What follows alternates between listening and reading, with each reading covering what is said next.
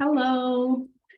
Hi, dear Vaginismus sister, a fellow Vaginismus sister here on the other side of the journey where Vaginismus is no longer part of life and where you too can get to, and a reality that you can enjoy. I know that it doesn't feel real some days. The possibility of being sexually liberated one day where vaginismus is no more in your life. There's absolutely no pain with penetrative sex.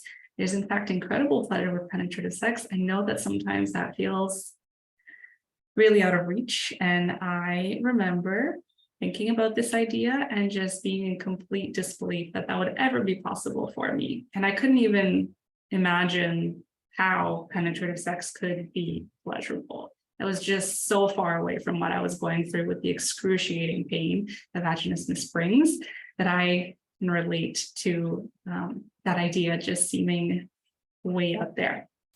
But know that it is true. You can overcome vaginismus. I have, lots of my clients have, many women inside of our Vaginismus Sisters community have, and if it was possible for them, it is also possible for you. So welcome to another question and response session. As you know, you bring your questions, I bring my responses, and a response is by no means the answer. And again, I empower you, I encourage you to really take any information that you receive from the medical communities, from our online communities, including this one, from my mouth, take all of that information with a grain of salt and run it through your own filters of your body and your truth and your intuition. That really is the best thing to listen to in your life. And this entire journey of overcoming vaginismus, it does really include for us to be more in tune and more in touch with our bodies, where our intuition actually lives. It is the embodiment journey. It is finding freedom and safety and curiosity and play within this vessel that we live in as human beings, and specifically as it relates to the pelvic floor, our vaginas, our vulvas. There is so much to connect to in that area of the body that we have actually been conditioned to by our families, our societies, our religions, our cultures to be disconnected from.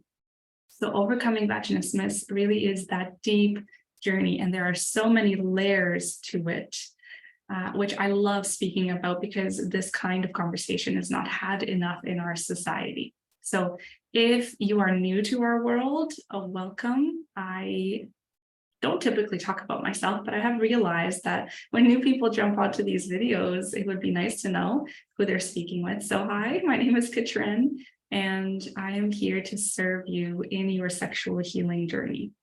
I've actually started to break up from the word healing because I really don't believe there's anything to heal.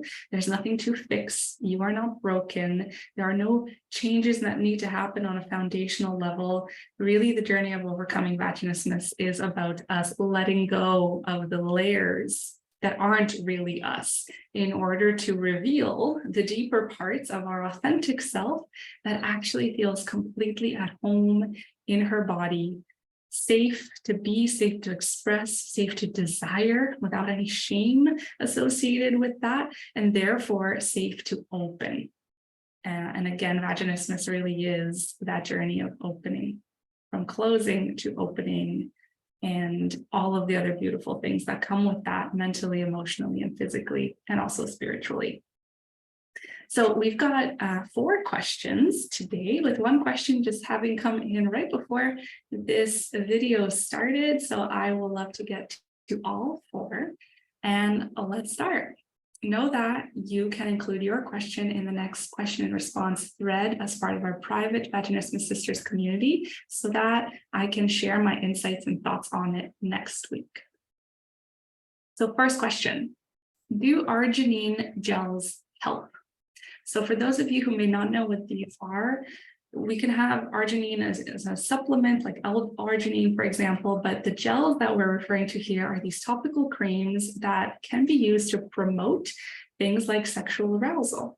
And the way that they do that, because I know that that's a very clear association, which I don't believe necessarily works that way, but it is to promote blood circulation to the area and therefore create a little bit more stimulation and aliveness when it comes to the physical sensations that we would be able to experience on the skin of the vulva. So, do arginine gels help? I want you to know, just as I don't like to refer to any of my insights as the answer, I also don't like to give recommendations on something that I haven't personally experienced. I personally have not experienced arginine gels, and hence I cannot tell you from personal experience about their efficacy. What I do know is that they can be supportive, just as other stimulating gels that exist in the industry can be supportive in creating more sensation and blood flow to the area. And I love that you're looking at arginine instead, because this is more of a natural alternative to some of the other sexual pleasure products that involve a lot of chemicals and things and ingredients that we don't want to put on our body. So if you were looking at that entire category of products, I trust that arginine can be something useful and helpful to play with so that you can see if it is supportive for your body when it comes to increasing that sense of sensation and sensitivity to pleasure, and therefore expanding your capacity to feel pleasure in your body. So that's a bit of like the short answer. And what I just want to add to that is that though these components, these little tools and tips and tricks and strategies can be beautiful for us to play with and to add to our toolkit of things that we experience when intending to overcome vaginismus, they really aren't the be all and end all. And I would say that if anything, they would represent 20%, if not less than that, of our potential for progress with the vaginismus journey. Having said that, I feel like dilating represents also 20% of the entire process and the progress that we can create for ourselves through the process of dilating. There's so much underneath the surface of the iceberg that it is important to talk about. And I won't share more on that now because the future questions that we have are going to lead us into a little bit more of that deeper conversation. And just know that is a beautiful thing to add to your toolbox if your excitement is there. If you feel a sense of curiosity about that, including arginine gel in your practice, then by all means go for it. I invite you with the first steps of trying it to really use little amounts. Notice how you feel. Make sure you have the opportunity and the spaciousness in your life in that day's practice to really be with yourself so that you can be present to noticing any changes and go from there. So I hope that's helpful. And the next question is, what can I do beside breathing techniques to overcome vaginismus? So what's really beautiful about this question is, first of all, you do have step one, the foundations from the physical perspective when it comes to overcoming vaginismus. And those are breathing techniques, or more specifically, we are referring to belly breathing, diaphragmatic breathing that needs to be part of our routine. And not only part of our routine with the hour that we might invest into overcoming vaginismus practices for that day, but really into our daily way of being. We need to start breathing deep down, expanding the ribs, expanding the belly, this diaphragmatic breath. We need to learn to do that every single day of our lives. And by that, I mean pretty much every breath. Can we breathe so deeply every breath? I don't think that's quite realistic because, of course, we're going to get into those stress cycles and the shallow breath that is created as a result. But if we can breathe with a nice big belly breath, have presence in our lives for a large component of the day, or at least we're reminded of that every hour, perhaps through an alarm on your phone, which is a really nice tactic, we would be making beautiful progress on the journey of creating awareness and control of our pelvic floor muscles. Because the way that the diaphragm contracts and the slight relaxation of the pelvic floor muscles as a result on that breath is going to be supportive for having awareness and control of those pelvic floor muscles, and therefore being their master rather than having them have a mind of their own. So the reason why this question is so beautiful is that there is a lot that is not yet in your awareness, I imagine, around overcoming vaginismus. And the good news there is that considering those things are not in your awareness just yet, there is so much potential of what else you can add to your toolbox and to your rituals related to the mental, emotional, and physical shifts that need to happen for you to claim your sexual liberation. So I have spoken about these other components that are required to overcome vaginismus in more detail in other videos. And I want to give you a bit of a summary here on what the categories to consider really are. So when we talk about something on the physical side of the spectrum, we really have to start with pelvic floor relaxation exercises. And that really is the entire collection of practices to support you and having that beautiful awareness and control over pelvic floor muscles and being able to connect to this part of the body in a way that I imagine you haven't before, right? Because if you're anything like me, at the time that I was starting to learn about how to actually relax my pelvic floor, I felt absolutely no movement between my legs. It felt like the void, like this black hole, and there was no sensation there. I did not feel how I can relax or contract the pelvic floor muscles. It was essentially static. And therefore, it's really important to start with that awareness and control in the form of belly breathing. Also, reverse Kegel exercises, reverse Kegels being really, really important. You don't want to be practicing standard Kegel exercises. There is stretching that you can do to support yourself, self-massage, like even foam rolling and using a massage ball to help release certain trigger points in the body. All over the body, we might have trigger points that are really relevant to the pelvic floor muscles. There is also a hip tension release that you can practice. Very often there's a misalignment in the hips, which creates an imbalance in how the pelvic floor muscles are taking on this weight and tension and responsibility in your body. And another piece on the physical level is also practicing something like tension and trauma releasing exercises. This is an absolute breakthrough, both on a nervous system perspective, from a nervous system perspective, as well as a physical perspective.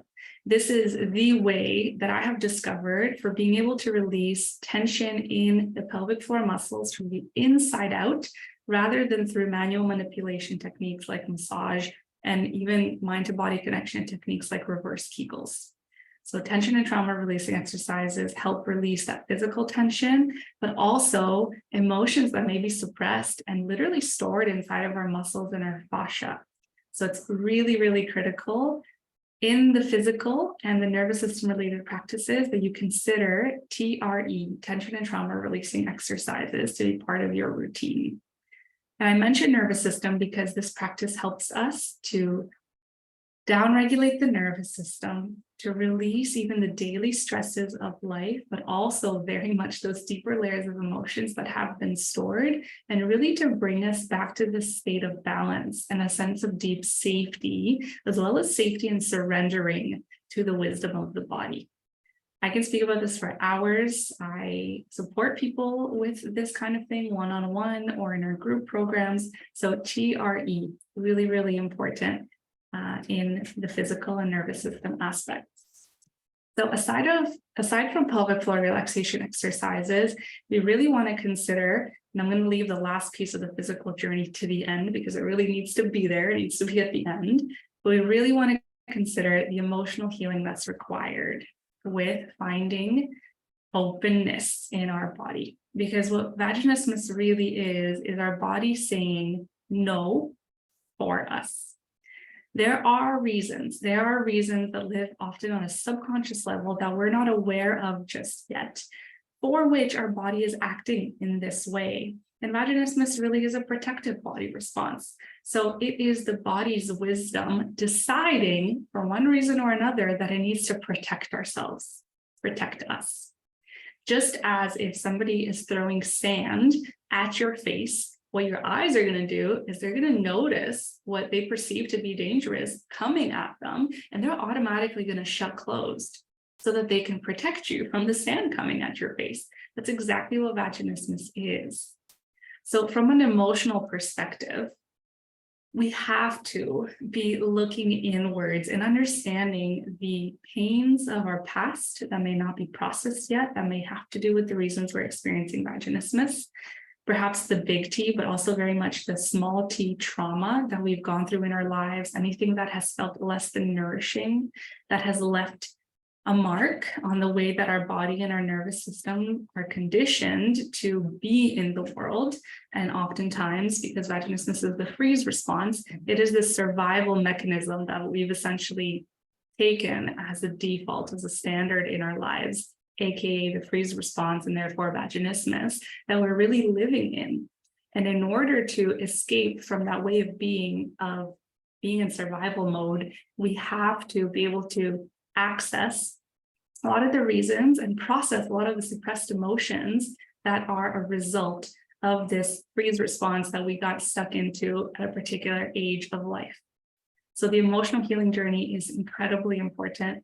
And this is the reason that people who do look at the emotional pieces, the nervous system pieces first, this is the reason that when they get to the physical component of dilating at the end of the process, dilating starts to flow almost effortlessly, right? There's, of course, the resistances and some of the discomfort and the sense of newness with it, but the body and the nervous system are now, what's the word? They're essentially prepared for that kind of exploration physically. So we've got to be at a state of readiness for dilating, and that very much includes the emotional healing journey. So we have pelvic floor relaxation exercises, the emotional healing journey, which must also incorporate the subconscious mind, subconscious programming, which I point here, but it actually exists within each cell of our body. And it is Dr. Bruce Lipton's work on the biology of belief that can give you some insight into subconscious programming and how we can actually access those layers of ourselves and change the belief systems that we have about our lives, like sex is shameful, or I don't deserve good things in life, or men are dangerous. There are all of these layers of subconscious programs that may be running in your life today that were picked up when you were probably up till 10 years old that are still kind of running and active in your system. And it is only when we shift and change those that we can, on a subconscious level, remove the very same resistance to penetration and the very same protective mechanism, because it doesn't need to exist anymore, because we have processed the deeper layers of the program that says, oh my goodness, penetration is dangerous, or oh my goodness, this person is a threat, right, on a subconscious level. So very important that we look at emotional healing and the subconscious programs that are in place. And there are ways to do this. I've been trained in some. There are other modalities out there that can be supportive for you, but it's all a matter of getting curious of those deeper layers that will support you in so many ways when it comes to physical dilating. So aside from that, pelvic floor relaxation exercises and emotional healing, we've got to look at the erotic components as well and start from this newfound place of safety to get curious, which must also come naturally, right? We cannot force curiosity. So from safety, curiosity tends to come out. And then from there, for us to access pleasure, and to access pleasure from an authentic place, the erotic languages that are actually authentic to us. So in the journey of getting more in touch with our authentic sexual self, we actually start to learn about our desires. What do we desire in the bedroom? How is our nervous system actually wired to receive pleasure? And there are 5 different erotic languages, which we've got to get acquainted with so we can identify, oh, I actually am more so of these 2 erotic language combinations, whereas I have been trying to have sex according to this erotic language over here, which is often our partner's erotic language, by the way. And because opposites attract, we have been trying to play a different player's game, whereas our nervous system is wired to receive pleasure in this way.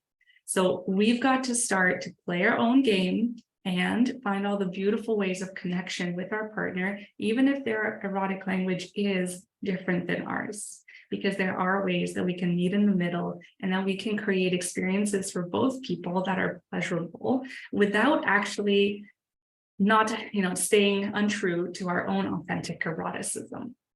So pelvic floor relaxation exercises, emotional healing, then the erotic components, and only after that, when we have set also healthy boundaries and we feel unleashed in our expression in the bedroom, and there are some relational dynamics that have also been sorted, which is often a large part of the journey, only then do we move towards the other aspects of the physical journey, which are with practicing penetration. And even then, we don't necessarily have to use dilators. There are some women out there who have overcome vaginismus without the use of dilators, or they have used dilators for a little bit, then they dove back into the emotional and nervous system components, and they went back to dilating, and all of a sudden, they didn't even need those tools because their body had been fully accessed in its state of openness. And that was no longer a difficult thing to do. The other component of the dilating journey or the penetrative practice journey I must mention is, again, the practice of the sexual arousal component, which ties to the eroticism piece and also trigger point release. Quite often, this is a breakthrough technique for those of you who have already started dilating, but maybe feel stuck on a particular dilator. We spoke about this last week. It is that internal massage and release of certain trigger points inside of the vagina, which are really like kinks in your neck if you've had an uncomfortable night of sleep. They're just holding this ball of tension there, and we must bring presence to those areas, literally through touch and gentle massage, and allow for them to loosen and to relax. And sometimes that comes with an emotional release. I'm talking crying and bawling, excuse me, and bawling your eyes out because there is some sort of memory or an experience energetically and emotionally that's literally stored inside of the vagina, perhaps on the left side, right on this point. And when we bring awareness and presence there and love there, we can allow ourselves and lead ourselves into processing whatever was stored literally in that part of the body.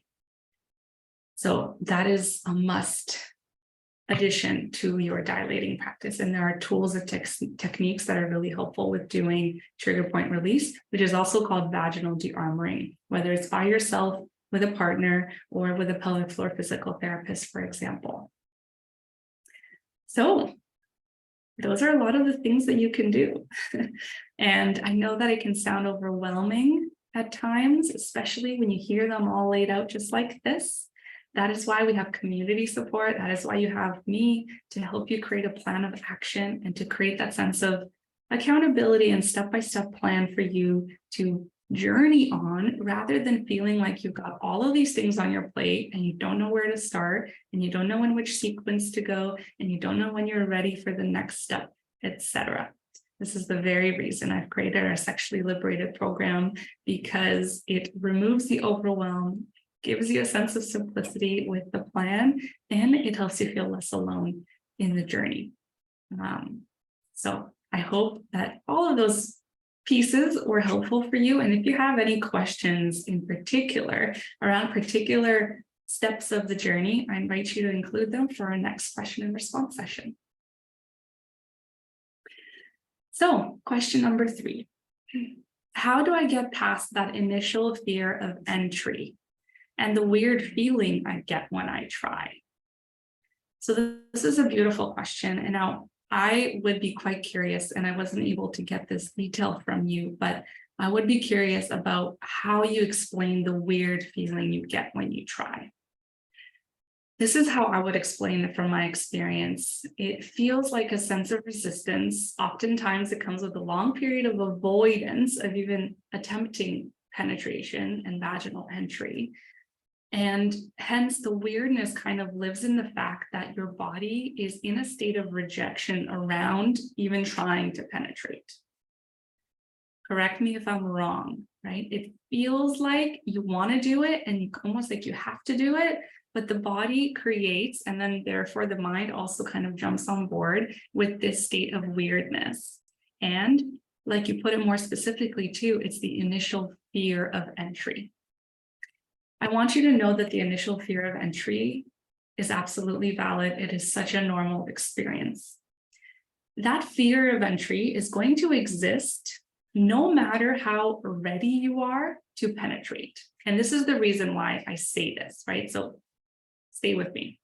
We're going to have a fear of entry that is of this magnitude at the start of our vaginismus journey when we haven't gone through all of the steps that I mentioned earlier. And that fear of entry is going to shrink as we move forward, as safety is established, as curiosity starts to be part of the picture naturally.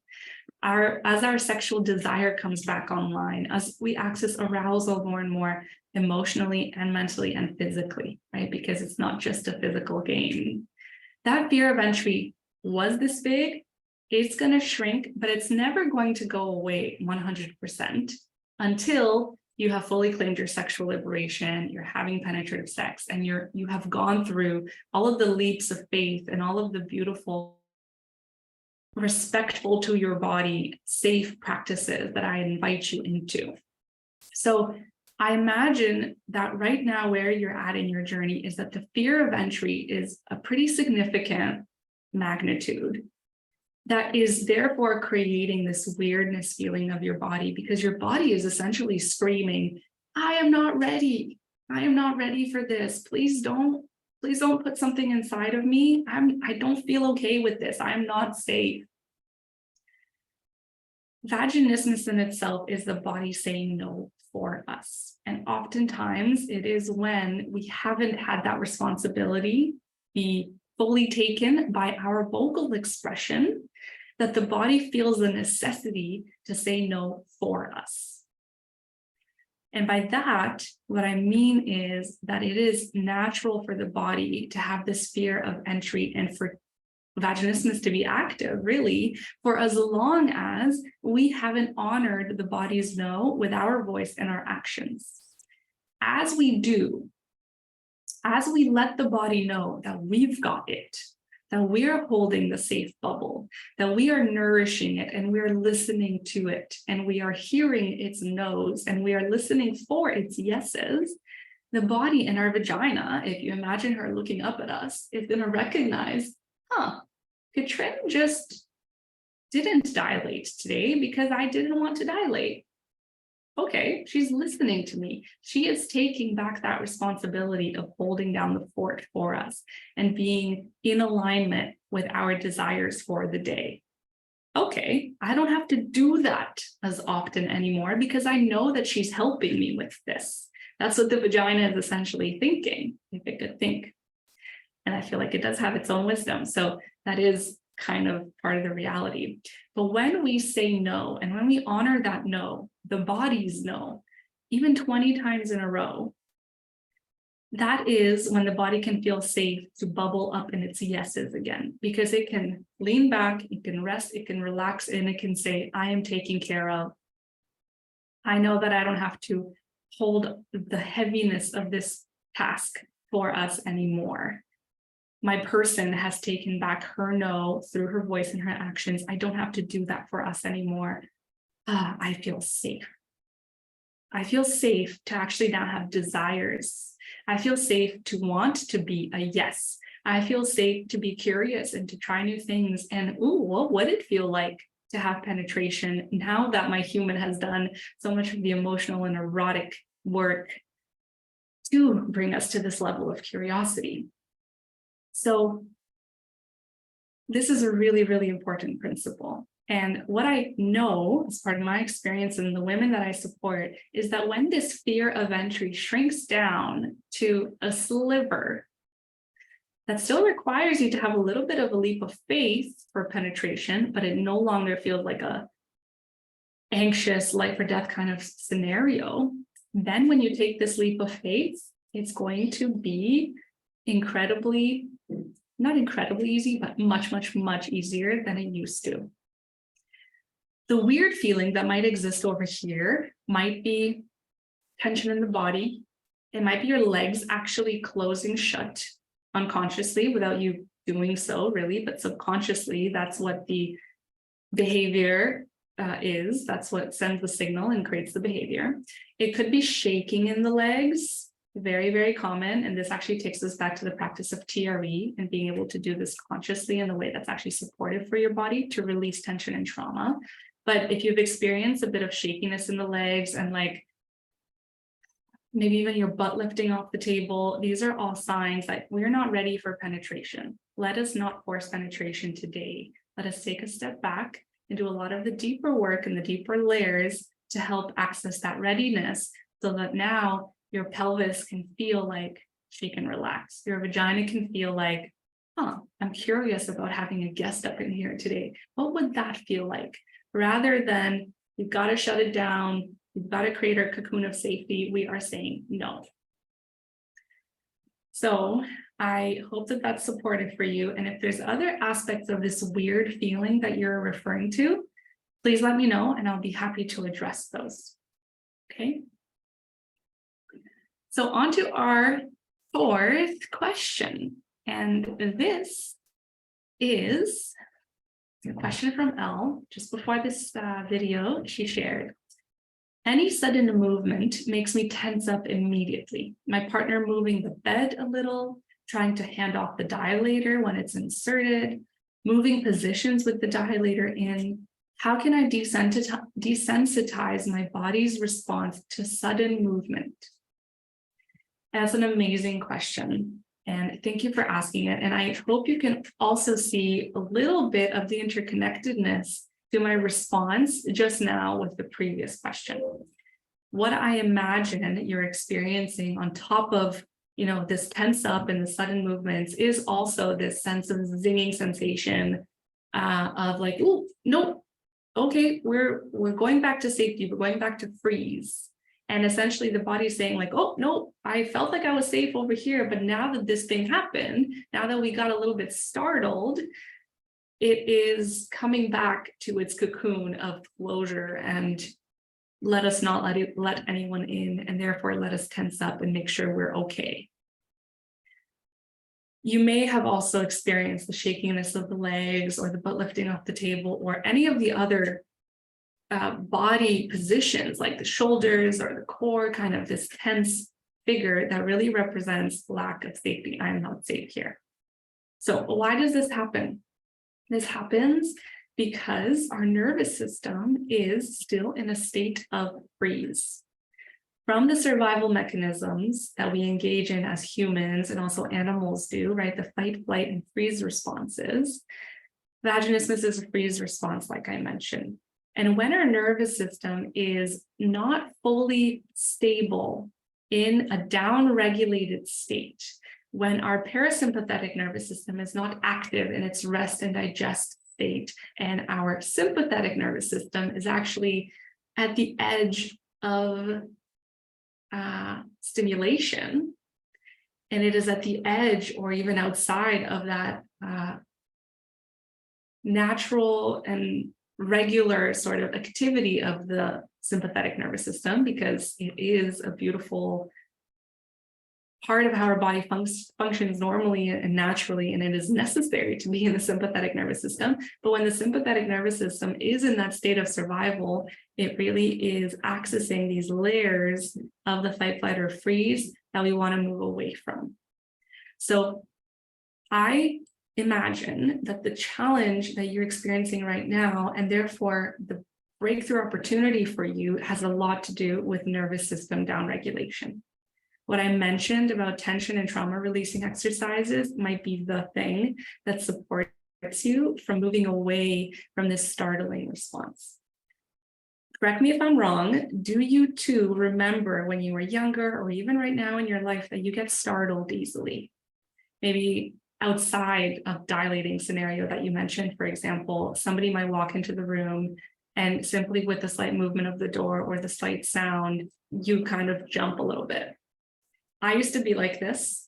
I know that women that I've supported have also had this experience. And this just speaks to the fact that we are living in a really overactive state in our nervous system. Therefore, also an overactive state of our pelvic floor muscles. We haven't found this place of balance and rest in our bodies. And so we've got to, outside of a dilating scenario, work with our nervous system to come out of freeze and to be the master of us being able to do this on a daily basis. And especially in times of stress is where we practice this the most. And then with these newfound skills, with this new mastery around the state of our nervous system and our bodies and accessing relaxation when we desire to, and really that being our default mode of operandi, a default mode of being, it is with that skill that we can now bring that into a dilating practice and bring that into a state of pelvic floor relaxation that feels like it is the norm. Okay. So you mentioned your partner moving the bed a little bit, trying to hand off the dilator when it's inserted, especially when it's inserted, right? You are in this most vulnerable state. And of course, the startling response, the tensing up response is even more sensitive at that time. So what you mentioned as a question was, how can I desensitize my body's response to sudden movement? It is exactly in this way, tension and trauma releasing exercises. If you want to do this one-on-one, I would be honored to support you in that process and to teach you those skills that you can actually take away for a lifetime, because you learn it and then you get to take it away. You don't have to meet with me all the time to do it together. But it's really nice to be able to co-regulate with someone else, learn how to self-regulate, and then take that skill away and use it in your daily life and in your dilating practice. But I just wanted to comment on the fact that you are looking to desensitize your body's response.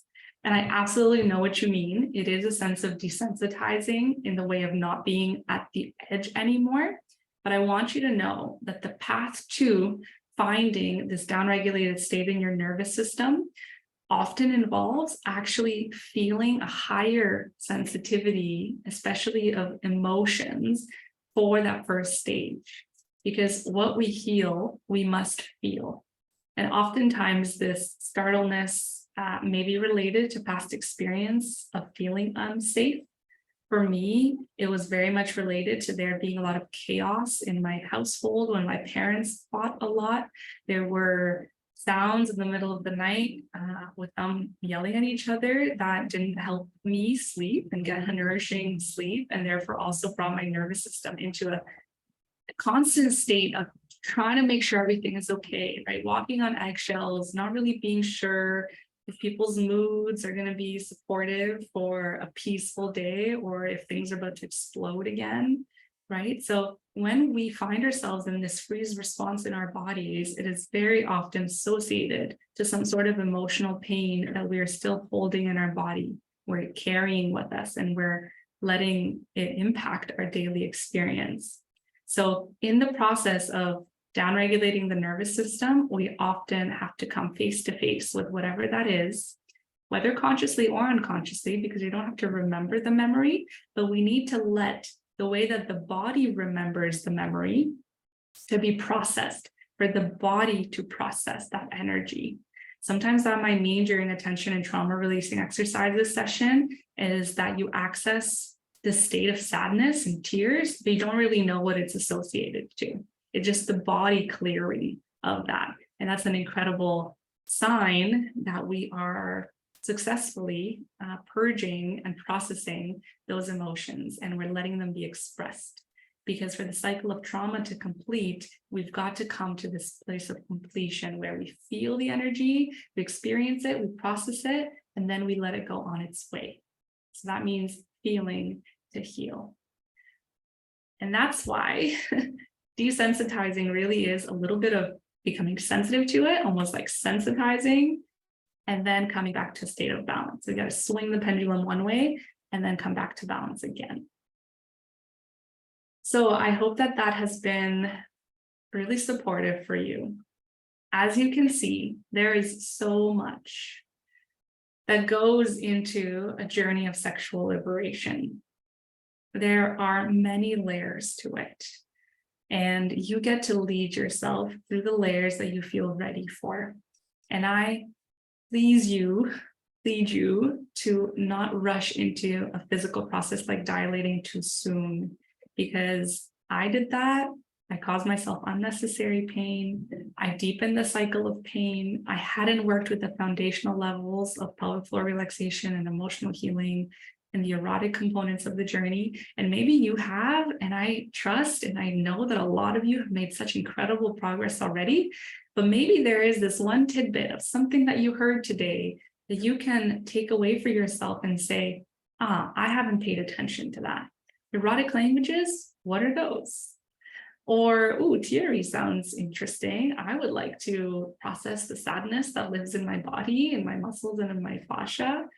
Or, the hip tension release thing, that actually sounds kind of relevant because I tend to have tension in one side of my pelvic floor muscles more so than the other.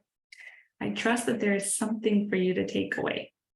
And I'm just going to check here if we have any live comment on the video.